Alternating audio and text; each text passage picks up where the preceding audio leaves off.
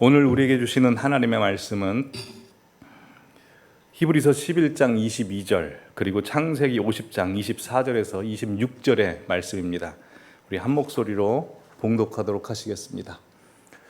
믿음으로 요셉은 임종시에 이스라엘 자손들이 떠날 것을 말하고 또 자기 뼈를 위하여 명하였으며, 요셉이 그의 형제들에게 이르되 나는 죽을 것이나 하나님이 당신들을 돌보시고 당신들을 이 땅에서 인도하여 내사 아브라함과 이삭과 야곱에게 맹세하신 땅에 이르게 하시리라 하고, 요셉이 또 이스라엘 자손에게 맹세시켜 이르기를 하나님이 반드시 당신들을 돌보시리니 당신들은 여기서 내 해골을 메고 올라가겠다 하라 하였더라.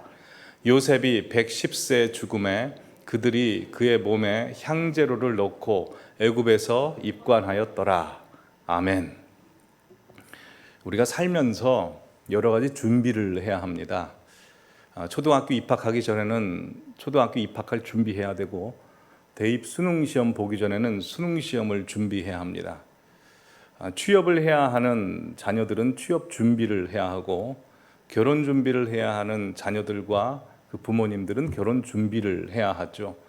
또한 각자 맡은 역할에 있어서도 여러 가지 준비를 해야 합니다.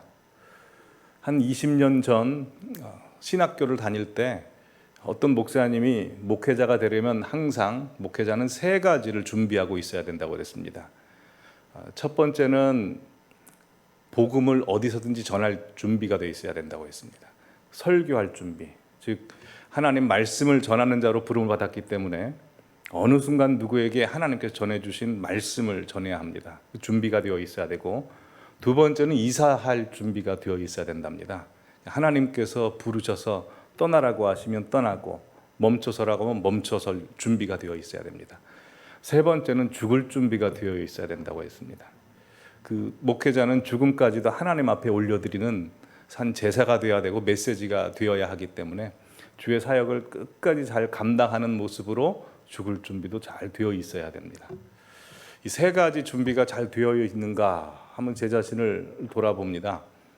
첫 번째, 설교할 준비는 가장 많이 하는데 가장 많이 부족함을 느끼는 것이기도 합니다.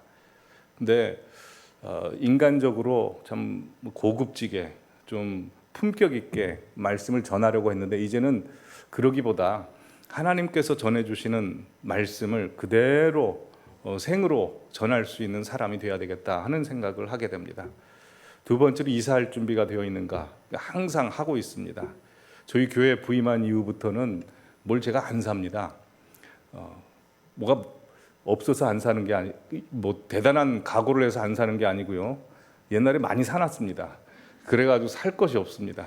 그래서 옷도 그렇고 신발도 그렇고 평생 입을 수 있는 거, 신을 수 있는 거 다 있어서 사지 않습니다. 이사할 준비는 제가 잘 하고 있습니다. 죽을 준비하고 있는가? 이거는 좀 하루에 왔다 갔다 하는 것 같습니다. 항상 우리의 믿음이 일일비하기 때문에 날마다 준비해야 되는 것이고 날마다 각오해야 하는 것입니다. 언제 하나님이 부르실지 모르니까요. 근데 우리가 인생 살면서 가장 잘 준비해야 되는 것은 뭐니 해도 하나님 보는 날, 얼굴과 얼굴로 하나님 대면하는 그 날을 잘 준비해야 합니다. 영남신학교 교수님이신 김동건 교수님이라는 분이 계시는데요. 그분이 2002년도에 빛, 색깔, 공기라는 책을 씁니다. 이 책인데요. 이 책은 김동건 교수님의 아버님이신 고 김치영 목사님께서 2000년 6월 달에 건강검진을 해서 간암 말기 판정을 받으시고 4개월 동안 투병 생활을 하시다가 2000년 10월 달에 하나님의 부르심을 받습니다. 근데 고 김치영 목사님께서 투병 생활을 하시는 4개월 동안 자녀인 아들인 김동건 교수님에게 해주시는 말씀을 엮은 책이 바로 빛, 색깔, 공기입니다. 그러기에 김치영 목사님 역시 부산장신 영남신학교에서 신학생들을 가르쳤던 분이시기에 신학자요 목회자인 아버지가 죽음을 앞두고 신학자요 목회자인 아들에게 주는 유언과도 같은 말씀입니다. 참 이 책을 읽어보면 죽음을 앞둔 한 자연인으로서 삶과 고통과 애환과 죽음에 대한 깊은 묵상이 있습니다. 참 좋은 책입니다. 근데 김치영 목사님께서 투병 생활을 하시던 4개월 중에 2개월째 되던 때 자신의 장례 절차에 대해서 유언을 남기십니다. 제가 2년 전 새벽기도 때 한번 소개를 해드린 적이 있는데요. 우리에게 굉장한 도전과 또한 은혜가 되기에 다시 한번 소개를 구체적으로 해드립니다. 당시는 그 화장 문화가 아니고 장례는 매장 문화였죠. 그걸 감안해서 보시면 되시겠습니다. 보여주시죠. 예, 이분이 김치영 목사님이고 옆에 이제 김도건 목사님이신데 유언 보여주시죠. 예. 관 안에는 아무것도 넣지 말라. 시신을 관에 넣고 십자가 지도로 시신을 덮은 뒤 고운 흙으로 관을 꽉 채워라. 흙 외에는 아무것도 넣지 말라. 묘비에는 목사라는 칭호를 쓰지 말라. 그냥 김치영이라고 이름만 쓰라. 다만 묘비에는 성서 구절 하나를 새겨다오. 마태복음 6장 10절 Thy kingdom come. 당신의 나라가 임하옵시며이면 좋겠다. 내 평생 하나님의 나라가 임하기를 바라며 살았으니 너희들은 1절 상복을 입지 말라. 그냥 평상복을 입도록 해라. 깨끗한 정장 차림이면 된다. 유족의 표시를 위해 꼭 필요하다면 넥타이 정도는 공동으로 준비해도 괜찮겠지. 그러나 검은색으로는 하지 마라. 기독교인들은 죽음을 삶 속에서 그냥 자연스럽게 맞이하는 것이야. 인간적으로 슬프겠지만 터져나오듯이 울거나 곡을 하지는 마라. 믿음도 소망도 없이 모든 것이 끝난 사람처럼 행동해서는 안 된다. 부조는 받지 않도록 해라. 가족들에게 다소 경제적 부담을 주는 것인지 모르겠구나. 나는 목사로서 평생 사람들에게 사랑을 받으며 살았다. 사람들이 번거롭게 장례에 참석하는 것만도 미안한데 부족까지 받아 부담을 주고 싶지 않구나. 마지막으로 장례 예배에 대해 말하니 잘 기억해 두어라. 장례 예배의 모든 절차는 하은규 목사에게 맡긴다. 김치영 목사님의 제자 목사님입니다. 이 사람 저 사람 와서 형식적으로 순서를 하나씩 맞는 것이 뭐가 좋겠니? 내가 경북노회 노회장을 지냈으니 내 장례도 노회에서 주관해 줄 것이다. 그렇지만 노회에서 내 장례를 형식적으로 맡아 하는 것을 원하지는 않는다. 하목사가 사회와 기도 등 모든 순서를 맡도록 해라. 설교는 내가 준비한 것을 읽으면 되겠지. 하목사에게 연락해서 미리 준비해 설교 좀 힘있게 하라고 해라. 처음 보는 원고 읽듯이 더듬더듬하지 않도록 말이다. 장례 예배 때 죽은 자를 위한 일체 조사나 양력 소개를 하지 마라. 매우 단순하고 은혜 넘치는 예배 외에는 어떠한 것도 추가하지 않도록 해라. 나는 하나님 앞에서 항상 부족하고 부끄러운 삶을 살았어. 철저하게 죄인으로 살다가 간다. 하나님 앞이나 사람들 앞에 내세울 것이 아무것도 없다. 언제 태어나서 무슨 공부를 했고 어떠한 지감을 가졌고 이런 것들을 너절하게 늘어놓아서는 안 된다. 이런 것이 싫어서 묘비에 목사 칭호도 뺐다. 내가 무슨 내세울 것이 있느냐. 내 시신을 앞에 두고 추모사를 읽고 양력을 나열하며 무슨 대단한 일을 한 것처럼 말한다면 하나님과 사람들 앞에 나를 부끄럽게 만드는 것이다. 이게 김치영 목사님의 장례 절차에 관한 유언입니다. 이 김치영 목사님의 장례 절차에 관한 유언을 묵상해 보면 우리가 하나님 앞에 설 때 어떤 모습으로 서게 되는지, 그래서 하나님 앞에 서는 날을 어떻게 준비해야 되는지 큰 도전을 받습니다. 우리가 아무리 이 땅에서 많은 재물을 가지고 있고 큰 권력을 누리고 있고 사람들에게 인기를 받고 있고 대접을 받고 있고 또 내 인생 내가 행복하게 산다 할지라도 하나님 앞에 서는 날은 다 가지고 가지 못합니다. 맨몸으로 얼굴과 얼굴로 대면하여 서게 됩니다. 그러니 우리는 이 땅에 살면서 하나님 앞에 맨몸으로 서게 되는 날을 항상 생각하면서 결정하고 선택하고 반응하고 내려놓을 건 내려놓고 포기할 건 포기하고 붙잡을 건 붙잡고 극복할 건 극복하며 살아야 하는 것이죠. 이렇게 김치영 목사님의 유언을 자세히 보면 하나님께 보일 믿음과 그분의 이 땅에서의 삶의 모습이 다 서려 있습니다. 그러게 한 사람의 마지막 순간 내뱉는 이 한마디 유언과 자녀들에게 물려주는 유산 속에는 하나님께서 찾으시고 하나님께서 기뻐하시고 하나님께서 인정하시는 믿음이 서로 있습니다. 자, 그렇다면 이곳에 계신 성도님들은 어떠십니까? 만약 내가 이 세상 떠나는 날이 코앞에 다가왔다 하면 자녀들이나 주변의 믿음의 성도들 그리고 주변 사람들에게 어떤 유언을 남기시고 어떤 유산을 남겨주시겠습니까? 오늘 본문에 보면 요셉이 임종할 때 요셉의 형제들에게 유언을 남깁니다. 반복해서 말씀드리지만 히브리서 11장은 믿음의 명예의 전당으로서 하나님께서 인정하시고 기뻐하시고 찾으시는 믿음의 사람들이 기록되어 있을 뿐만 아니라 하나님께서 그들의 인생 전체를 보실 때 가장 최고의 믿음의 순간을 옆에 적어 놓습니다. 다들 아시다시피 요셉은 파란만장한 인생을 산 사람입니다. 하나님이 주신 꿈 때문에 형들의 시기를 받아서 애굽에 종살이를 하고 애굽에서 보디발 장군의 아내 모함을 당하여 옥살이를 합니다. 그러나 하나님의 신묘막측한 섭리 때문에 그는 졸지에 온 애굽을 다스리는 총리로 올라서게 되죠. 참 드라마틱한 인생을 산 사람입니다. 만약 성도님들께서 히브리서 기자라면, 그래서 요셉의 인생 가운데 가장 최고의 믿음의 순간을 스스로 꼽아본다면 어느 장면, 어느 순간을 꼽겠습니까? 아마 대부분의 사람들은 그가 옥살이 했을 때, 종살이 했을 때, 그럼에도 불구하고 잘 버텨낼 때 그 순간을 최고의 믿음의 순간이라고 이야기할 겁니다. 예, 그때도 최고의 믿음의 순간이라고 이야기할 수 있습니다. 보통 믿음 아니죠. 근데 오늘 히브리서 11장 말씀 보면 하나님께서 인정하시고 기뻐하시는 요셉의 인생 가운데 가장 최고의 믿음의 순간은 히브리서 11장 22절 보여주시면 믿음으로 요셉이 임종시에 그의 형제들에게 유언의 말씀을 했을 때라고 기록하고 있습니다. 그러기에 오늘은 요셉의 유언 속에 담긴 하나님께서 찾으시는 믿음이 무엇인지를 살펴보고 우리도 이 땅에 살면서 준비해야 할 유언과 유산 속에 어떤 믿음을 준비해야 되는지, 어떤 믿음을 담겨야 하는지에 대해서 네 가지로 말씀을 나누겠습니다. 첫 번째로 우리의 유산과 우리의 유언 속에 담겨져야 되는 믿음은 하나님께서 너희를 돌보실 것이다 라는 믿음이 담겨져 있어야 됩니다. 하나님께서 너희를 돌보실 것이다.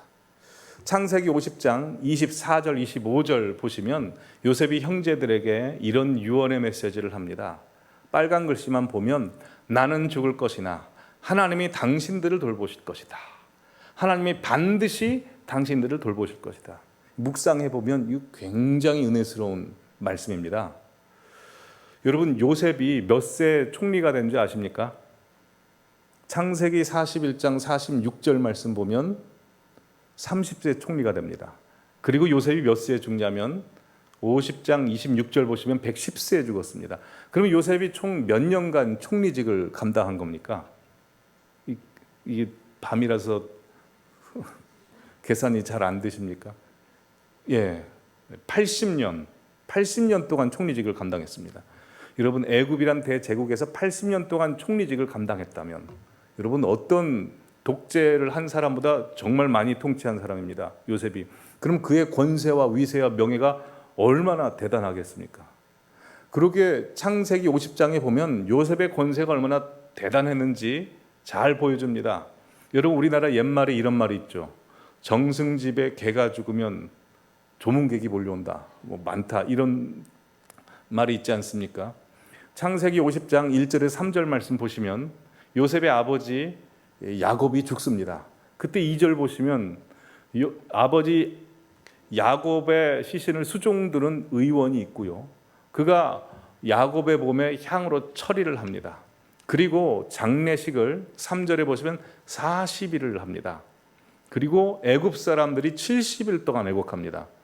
여러분, 남의 장례식장 가서 3일 동안 애곡하는 것도 쉽지 않습니다. 근데 70일 애곡하는 거, 이건 더 쉽지 않지 않습니까? 뿐만 아닙니다. 야곱의 장지가 어딘 줄 아십니까? 창세기 50장 4절에서 6절 말씀 보시면 장지가 가나안 땅입니다. 그래서 요셉이 바로에게 찾아가서 우리 아버지 장사진에게 가나안 땅에 가게 해주십시오 라고 하자 6절에 바로가 내 아버지를 거기 가서 장사하라 라고 합니다. 그러면 아버지 시신을 가지고 요셉과 요셉의 형들만 가면 되지 않습니까? 근데 7절 말씀 보여주시면 바로의 신하와 바로궁의 원로 대신들, 그 애굽 땅의 모든 원로들이 다 같이 갑니다. 그리고 9절에 보시면 병거와 기병들로 다 따라가서 그때가 심히 큽니다. 그래서 10절을 보시면 거기 가서 또 7일 애곡하고요. 그 모습을 가나안 땅 거민이 봅니다. 그래서 아벨 미스라임이라고 해서, 미스라임은 애굽 사람, 아벨은 애통이라는 뜻이게 애굽 사람의 큰 애통을 봤다라고 이야기합니다. 그러니 이것만 봐도 애굽에서 요셉이 누렸던 권세, 명예, 이건 가히 대단합니다. 자, 이렇게 보시고 오늘 50장 24절에 요셉의 유언을 다시 한번 보시죠. 나는 죽을 것이나 하나님이 당신들을 돌보시고 라고 말합니다. 요셉이 이렇게 말하지 않습니다. 형님들 보셨죠? 제가 80년 동안 총리한 사람입니다.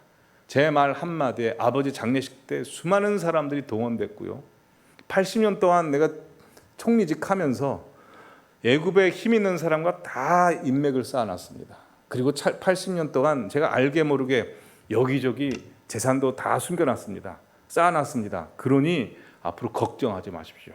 내 인맥과 재산이 당신들을 돌봐줄 것입니다 라고 말하지 않고, 그거 의지하지 마십시오. 하나님이 당신들을 돌보십니다 라고 그렇게 유언의 메시지를 하고 있는 겁니다. 한번 생각해 보십시오. 아무것도 없는 사람 입장에서는 자녀들에게 우리 아무것도 없다, 하나님이 너를 돌보실 것이다 라고 말하기, 그것도 귀한 믿음을 전수해 주는 것이지만 좀 쉽습니다. 근데 재산도 많고 인맥도 많고 권세도 있고 다 있어요. 근데 그거 자녀에게 물려주지 않고 너 그거 의지하면 안 된다, 하나님이 너를 돌보신다 라고 하나님을 전수해 주는 것을 하나님께서 보실 때 굉장히 귀한 믿음이라는 겁니다. 그래서 마지막 순간 요셉이 눈에 보이는 자기의 재물과 인맥들을 가족들과 가문에게 물려주지 않고 하나님을 물려준 것은, 이건 대단한 믿음이라는 거죠. 성도님들은 어떠십니까? 물론 부모 마음은 정말 이 땅의 모든 것 다 물려주고 싶죠. 그렇지 않습니까? 근데 이 땅의 모든 것 다 물려줘도요, 물론 그거 받고 살면 자녀들이 이 땅에서 하고 싶은 거 다 하고 누리고 싶은 거 다 누리면서 살 겁니다. 근데 영혼은 그게 보호해주지 못합니다.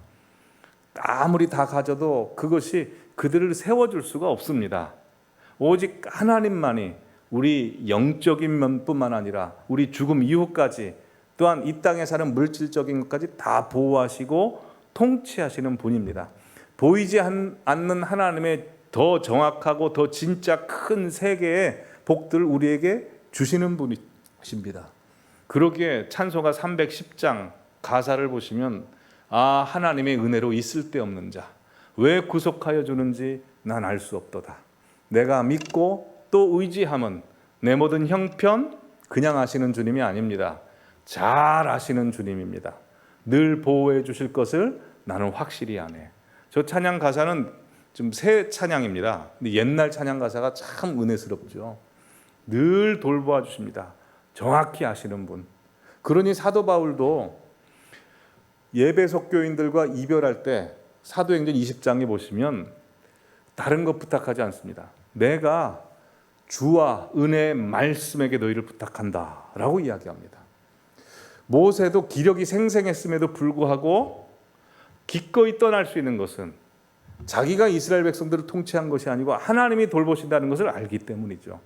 그러기에 우리가 이 땅을 살면서 항상 가져야 되는 믿음, 하나님께 보여드려야 되는 믿음은 다른 것 의지하지 않고 하나님께서 나를 돌보셨듯이 하나님께서 너희를 돌보실 것이다 입니다. 그 믿음이 우리에게 항상 있기를 간절히 바랍니다.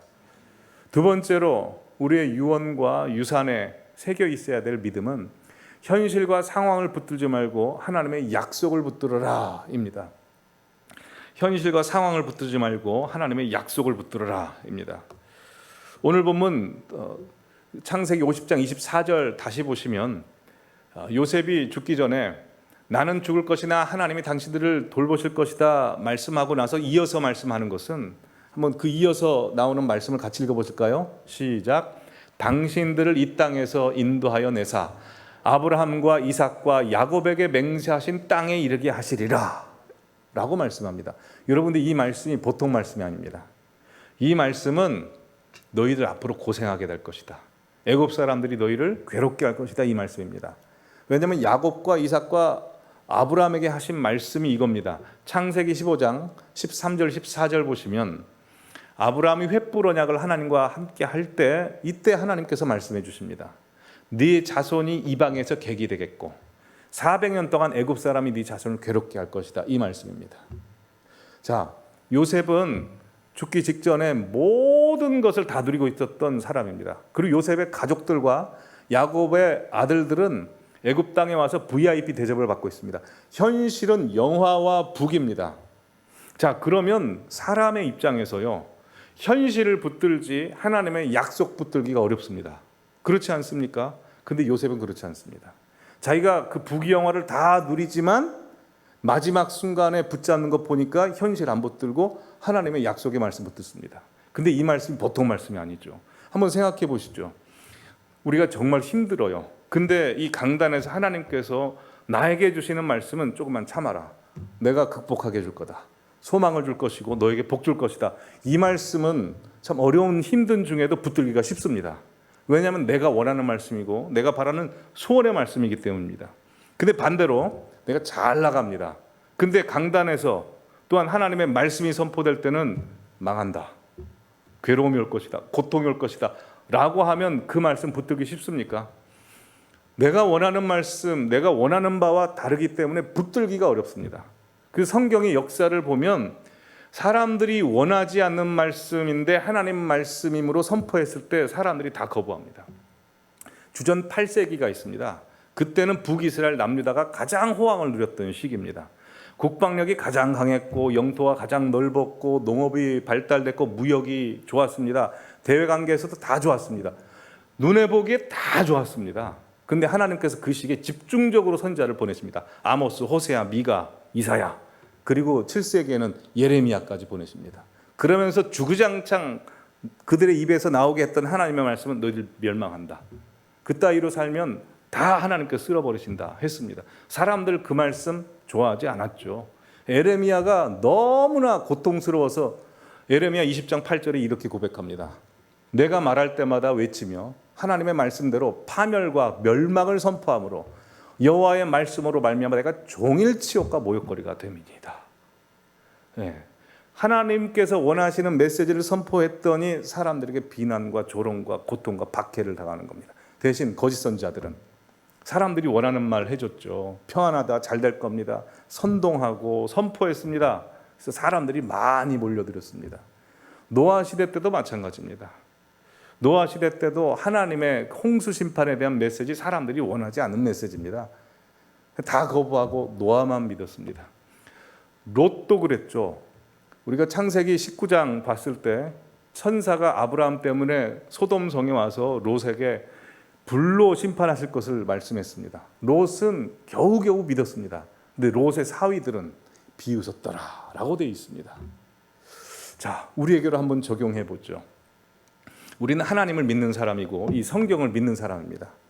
이 성경을 믿는다는 것은 성경에 분명히 이 세상은 어떻게 된답니까? 망하게 되어 있습니다. 최후 심판으로 망하게 되어 있다고 했습니다. 예수님의 육성에서 말세 때 전쟁과 기근과 난리와 소문이 온 세상에서 가득할 것이다 라고 말씀했습니다. 자, 근데 우리가 살고 있는 이 시대는 요셉의 임종시와 똑같습니다. 세상이 너무나 좋습니다. AI 과학기술 발달돼서 편해졌습니다. 의학 수준도 높아져서 사람의 수명도 건강도 많이 좋아졌습니다. 또한 아무리 정치적으로 디베이트가 있고 갈등이 있지만 지금 자유민주주의 체제입니다. 옛날 같은 경우에는 봉건주의, 계급주의라서 양반 상놈 차별했습니다. 노골적으로 차별했지만 지금은 그러지는 못합니다. 우리가 보기에 현실이 너무 좋아질 것 같아요. 편해질 것 같고 계속해서 그럴 것 같습니다. 자, 그러면 성도님들 스스로 한번 자문해 보십시오. 나는 지금 눈에 보이는 세상이 말해주는 것처럼 세상이 정말 편리해지고 계속 좋아질 것 같다고 믿는지, 아니면 이 성경에 기록된 말씀처럼 이 세상은 결국 최후 심판 가운데 멸망하게 되는 것인지, 둘 중에 어떤 것을 믿고 계십니까? 스스로 자문하십시오. 여기서 롯과 롯의 사이들이 나뉘게 되는 것이고요. 노아와 그 당시 홍수 심판을 믿지 못하던 사람들의 사이가 나뉩니다. 성경 말씀은 다 예언했을 때 당시엔 믿지 못했지만 다 이루어졌습니다. 이 말씀입니다. 한번 생각해 보십시오. 성경에 기록된 아브라함, 에녹, 요셉, 야곱, 그 시절에 성경 말씀 있었습니까? 없었습니까? 없었습니다. 근데 그들은 성경 말씀을, 하나님 말씀을 살아있는 말씀으로 잘 누렸습니다. 그런데 우리는 예수님의 육성이 담긴 성경 말씀이 우리에게 있습니다. 성경책이 있습니다. 그러면 비교해 볼 때 예수님의 육성과 하나님 말씀이 이렇게 글로 적힌 성경을 보는 우리가 그들보다는 더 생생하게 하나님의 약속을 믿고 우리의 생활에 넣고 체험하고 그렇게 살아야 되지 않습니까? 어떻습니까? 아브라함이 하나님의 말씀을 실제로 믿었듯이, 요셉이 상황보다 하나님의 말씀을 실제로 믿었듯이 그렇게 우리가 믿고 있습니까? 하나님께서 이 시간 우리에게 찾고 계시는 믿음은 그 믿음입니다. 눈에 보이는 세계를 믿느냐 내 말을 믿느냐입니다. 그러게 요셉의 임종 시에 하나님께서 인정할 수밖에 없었던 것은 요셉은 아무리 현실에 좋은 부귀영화를 누리고 있었어도 하나님의 말씀을 믿었다는 겁니다. 그러게 이 자리에 계신 모든 성도님께서는 죽음이 다다를 때까지도 이 성경 말씀, 하나님께서 우리에게 주신 말씀을 끝까지 믿으시는 분들 되시고, 또한 그 약속의 말씀을 자녀들에게도 전파해 주시기 바랍니다. 그러게 상황과 현실 보지 말고 하나님의 약속을 붙들어라가 우리의 마지막까지 담겨질 메시지요 믿음이어야 됩니다. 세 번째로, 우리의 유산과 우리의 유언 속에 담겨져야 되는 믿음은 너의 꿈이 아닌 하나님의 꿈을 품으며 살아라 라고 해야 됩니다. 다들 아시다시피 요셉의 별명이 무엇입니까? 꿈쟁이죠. 근데 꿈이라고 하는 것은 내가 꾸고 싶어서 꿉니까? 아니면 꾸어집니까? 꾸어지죠. 그러니 요셉의 꿈은 하나님께서 주신 꿈입니다. 자, 그러면 하나님께서 가지시고 계신 원래 꿈이 무엇입니까? 이스라엘 백성들을 향한 하나님의 꿈은 다들 아시다시피 출애굽기 19장 6절 말씀에 거룩한 백성, 제사장 나라가 되게 해주겠다라는 말씀입니다. 그리고 창세기 12장에 아브라함에게 하신 약속, 너를 통해서 모든 민족이 복을 받을 것이다 라는 약속이 있습니다. 자, 그 하나님의 약속이 이루어지려면 야곱의 가족들 안에서 이루어져야 될 것이 하나 있습니다. 일단 사람이 많아져야 돼요. 사람이 많아져야 온 세상에 복도 전파하고 그래야 될 거 아닙니까? 근데 야곱의 가족들이 가나안 땅에 있으면 번창할 수가 없습니다. 번성할 수가 없습니다. 왜냐하면 다들 아시다시피 이 이스라엘 가나안 땅이라고 하는 땅은 북서쪽에는 강대국인 아람, 아수르, 바벨론, 페르시아, 헬라 이런 나라들이 생기게 되고, 남서쪽에는 애굽이란 강대 국가가 있어서 교통의 요충지인 가나안 땅을 호시탐탐 노리고 있었습니다. 그러니 야곱의 가족들이 거기서 자식 낳고 살면 민족이 많아질 수가 없죠. 외적의 침입을 다 감당해야 되는데요. 그래서 하나님께서는 먼저 애굽의 권력자 요셉을 준비시키시는 겁니다. 그리고 기근을 주십니다. 고통이겠죠. 근데 그 고통이 하나님의 섭리와 약속을 이루시고 꿈을 이루십니다. 이스라엘 백성들로 하여금 애굽으로 가게 하십니다. 그 애굽에서 어디서 사는 줄 아십니까? 고센 땅이라는 곳에 삽니다. 고센 땅에서 뭐하고 삽니까? 목축업합니다. 근데 왜 목축업하는 고센 땅에 하나님께서 살게 해주셨을까요? 여기도 섭리가 있습니다. 창세기 46장 보여주시면 참 재미있는 표현이 나오는데요. 애굽 사람들은 다 목축을 가증히 여기니 라고 해서 하나님께서 이스라엘 백성들을 400년 동안 고센 땅에 머물게 하심으로 말미암아 외부 민족과 접촉하지 못하게 하십니다. 왜냐하면 가나안 땅에 살았으면 그들이 통혼했을 겁니다. 민족의 정체성이 다 사라지는 겁니다. 그러나 고센 땅에 살기 때문에 애굽의 보호 아래 있으면서 애굽으로 철저히 격리된 그들만의 세상입니다. 그래서 출애굽기 1장에 보면 이스라엘 백성이 60만 명, 장정만 60만 명, 전체 다 합쳐서 200만 명으로 번성하게 됩니다. 하나님께서는 이 고센 땅에서 고생하게 하시면서 그것을 인큐베이터로 사용하셔서 이스라엘 백성들을 많이 만들어 내십니다. 자, 그러면 여기서 우리가 점검해 봐야 될 것은, 그럼 하나님의 이 큰 뜻이 먼저였습니까? 아니면 요셉에게 준 꿈이 먼저였습니까? 요셉에게 준 꿈이 먼저였습니까? 아니죠. 하나님의 큰 꿈이 먼저였죠. 그리고 요셉에게 작은 꿈을 주신 겁니다. 요셉의 꿈꿨던 건 다들 아시다시피 형들이 자기에게 절하는 것입니다. 요셉이 처음 그 꿈을 꿨을 때 느꼈을 건 무엇일까요? 아, 하나님께서 나를 형들보다 더 높이 세워주겠구나 라는 개인적 차원의 꿈으로만 생각했을 겁니다. 그러나 그가 가진 고생을 다하고 애굽의 총리가 되었을 때 그가 느낀 건 무엇입니까? 아, 내 작은 꿈이 하나님의 큰 꿈과 맞닿아 있구나 라는 것을 깨닫게 됩니다. 창세기 45장 5절 말씀 보시죠. 함께 읽어보겠습니다. 시작. 당신들이 나를 이곳에 팔았다고 해서 근심하지 마소서, 한탄하지 마소서. 하나님이 생명을 구원하시려고 나를 당신들보다 먼저 보내셨나이다. 즉 요셉이라고 하는 사람은 하나님께서 자신의 꿈을 이루어 주시자 자신의 꿈이 다가 아니고 하나님의 큰 꿈 안에 자신의 꿈이 포함되어 있다는 것을 알므로 말미암아 자신의 꿈을 내려놓습니다. 그리고 하나님의 꿈을 붙잡습니다. 그러니 형들을 용서할 수가 있게 되는 겁니다. 여러분, 우리도 마찬가지입니다. 우리도 처음 예수님 믿고 이 기도의 자리로 나온 것은 다 개인적인 인생사, 개인적인 꿈 때문에 나오죠. 그래서 그거 하나만 보고 기도합니다. 그런데 우리가 느끼게 되는 것은 뭐냐면 결국에 가서는 개인의 인생사, 개인의 꿈조차 하나님의 거대한 꿈 안에 포함되어 있고 맞닿아 있다는 것을 알게 됩니다. 그러면 그때는 내 꿈을 내려놓을 수 있습니다. 하나님의 꿈을 붙잡게 됩니다. 그래서 오늘 본문의 요셉도요, 죽는 순간에 자기 꿈 이야기하지 않습니다. 하나님의 꿈을 이야기하는 겁니다. 저도 그렇습니다. 지금까지 살아온 궤적을 보면 사실 우리 교회가 경험했던 어려운 것들 저도 교회에서 경험을 해왔습니다. 또한 이 강단에 선포되고 있는 메시지들도요, 예수님의 재림과 다시 오심에 대한 메시지도 사실은 고등학교 2학년 때 성령 충만 받았을 때 그때 이미 받았던 말씀입니다. 그리고 중간에 다 사라졌는데 다시 하나님께서 강단에서 불을 지피셨습니다. 또한 북한 선교에 대한 것도 그렇습니다. 하나님께서 어떻게 역사하실지 모르겠습니다. 성도님들의 인생도 마찬가지입니다. 살아온 모든 개인적인 인생사, 고통, 문제, 어려움, 그게 해결받았든지 안 받았든지, 또한 개인의 꿈조차도 하나님의 거대한 꿈에 다 포함되어 있습니다. 혹시 성도님들 중에 어디 이사 가셔야 되는 분들 계십니까? 해외 가셔야 되는 분도 계시고, 어떤 사업을 했는데 잘 안 되시는 분도 계십니까?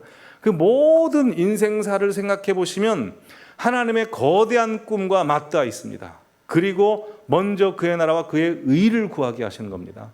사도 바울도 그랬습니다. 사도 바울 좋은 집에 태어났죠. 머리도 똑똑했습니다. 최고의 대학 최고의 교수님으로부터 배웠습니다. 그래서 일찍 출세해서 당시에 예수 믿는 사람들 핍박하는 아주 그 강력한 권세를 갖고 다메섹 도상으로 가지 않습니까? 성공했다고 생각했고 자기 꿈 이뤘다고 생각했을 겁니다. 근데 예수님을 만나게 되자 나중에 알게 된 것은 자신이 왜 그런 집안에 태어났고 자신이 왜 그렇게 학식 있는 사람이 되었고 그 다 이해하게 되는 거죠. 아, 신약 성경 쓰라고 하나님께서 내 지식을 주셨구나. 아, 하나님께서 유대인들에게도 담대히 복음을 전하라고 나로 하여금 베냐민 지파 좋은 집안에 태어나게 하셨구나. 내 이 모든 인생 누려왔던 로마 시민권조차도 하나님 복음 전하라고 하신 거구나 라는 걸 그때 이해해 버립니다. 몰랐을 때는 예수님 핍박하는 데 사용했지만 예수님 핍박했을 때 사용했던 그 실패하고 정말 수치 가운데 있었던 그 모든 것들도 다 하나님의 꿈 안에 포함되어 있더라라는 겁니다. 그걸 아는 순간 사도 바울은 자신의 인생을 하나님 앞에 던져버립니다. 끝까지 던져버립니다. 디모데후서 4장 6절 7절 보시면 그래서 이 사도 바울이 전제와 같이 다 죽게 되었을 때 돌이켜보면 하나님께서 나에게 허용하신 달려갈 길을 다 달려갔다라고 고백할 수 있는 것입니다. 우리도 마찬가지입니다. 내 개인적인 것들이 다 하나님의 꿈에 다 포함되어 있다는 것을 아는 순간 이제는 내 꿈 중요하지 않습니다. 하나님의 것 붙듭니다. 그러게 성도님들의 인생 가운데 자녀들에게도 자신의 꿈, 자식의 꿈이 아니라 하나님의 꿈을 전파하시는 성도님들 되시기를 바랍니다. 혹시 방지일 목사님 아십니까? 아시는 분도 계시고 모르시는 분도 계실 텐데 아마 한경직 목사님하고 비슷한 연배로 알고 있습니다. 방지일 목사님께서는 영등포 교회를 평생 섬기셨고요. 104세까지 장수하셨던 분입니다. 2014년도에 돌아가셨는데요. 그분이 아주 유명한 어록들, 감동적이고 은혜스러운 도전이 되는 어록들을 많이 말씀하셔서 제자 목사님들이 그 어록 편지라는 책을 썼습니다. 그 책에 보면 참 우리에게 도전을 주고 깨달음을 주는 말씀들이 많이 있습니다. 한 3가지 말씀만 가지고 와봤는데요. 보여주시면 이렇습니다. 첫 번째로, 녹슬어 못세게 되는 칼이 되기보다는 차라리 닳아서 없어지는 칼이 되리라. 변질되는 사람이 아니라 끝까지 하나님 앞에 내 모든 것을 바쳐서 헌신하는 사람이 되리라 라는 고백입니다. 그 다음 보여주시면, 맡은 바 일을 힘이 지나도록 하라. 주님이 언제 오실지 모른다. 보통 대부분의 사람들은 맡은 바 일을 내 힘 닿는 데까지만 하려고 하죠. 근데 방질 목사님께서는 그렇게 말씀하지 않습니다. 하나님의 일은 어차피 내 힘으로 다 할 수 있는 건 아니다. 그러니 힘 이상을 하라. 왜냐하면 주님이 언제 오실지 모르기 때문에. 그 주님 만날 때 잘했다, 충성된 종아, 충성을 다했구나 라는 칭찬받기 위해서. 마지막 3번째, 탈진에 대해서도 말씀하셨는데요. 탈진이란 아직 힘이 남아있는 것이니 바로 그때가 더욱더 주께 충성할 때다. 대부분 탈진이 오면 쉬어야겠다고 이야기합니다. 근데 방질 목사님은 아니다. 탈진은 탈진이라고 말하는 순간 더 말할 힘도 있다. 그 말하는 것까지도 다 소진해서 하나님 앞에 충성해야 된다라고 도전을 줍니다. 그러기에 우리의 꿈이 하나님의 꿈과 맞닿아 있다는 걸 알고 내 꿈보다 하나님의 꿈을 더 소중히 여겨서 우리의 남은 것이 다 없도록, 정말 닳아 없어지는 인생이 되도록 하나님 앞에 헌신하시는 우리 모두가 되기를 간절히 기원합니다. 마지막입니다. 우리의 유언과 유산 속에 담겨져야 되는 믿음은 이 땅에 소망을 두지 말고 천국에 마음을 두어라 라는 메시지입니다. 요셉이 죽습니다. 당시 애굽의 장례 문화는 고관대작이나 왕들에게 피라미드를 주죠. 그래서 피라미드에 시신과 뼈를 묻습니다. 그건 애굽 사람들에게 아주 영예로운 명예고 다들 소원하는 것입니다. 그런데 오늘 보면 25절인가요? 보여주시면 25절 보시면 요셉이 이렇게 유언합니다. 당신들은 내 해골을 이 피라미드 안에 두지 말고 가나안 땅에 가지고 가라 라고 이야기합니다. 이게 무슨 말입니까? 이 땅에 소망을 두지 않았다는 겁니다. 하나님의 나라의 소망을 두었고 하나님의 말씀과 약속의 소망을 두었다는 겁니다. 성도님들은 어디에 소망을 두고 살아가십니까? 날마다 무엇에 흔들리고 계시고 무엇에 마음을 쓰고 계십니까? 고 김치영 목사님께서 투병 생활 그 4개월 중에 이런 시를 씁니다. 한번 보여주시죠. 주여, 당신이 주신 생명 귀하게 받아 삽니다. 주어진 시간 안에서 매 순간 최선을 다하며 감사하며 살게 하소서.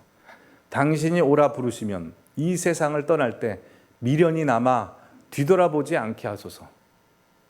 죽음이 임했을 때 자식들을 불러 모아 못다 한 일을 후회하고 남은 일을 부탁하는 유언을 남기지 않게 하소서. 나의 마지막 말은 따로 남길 말이 없다가 되게 하소서.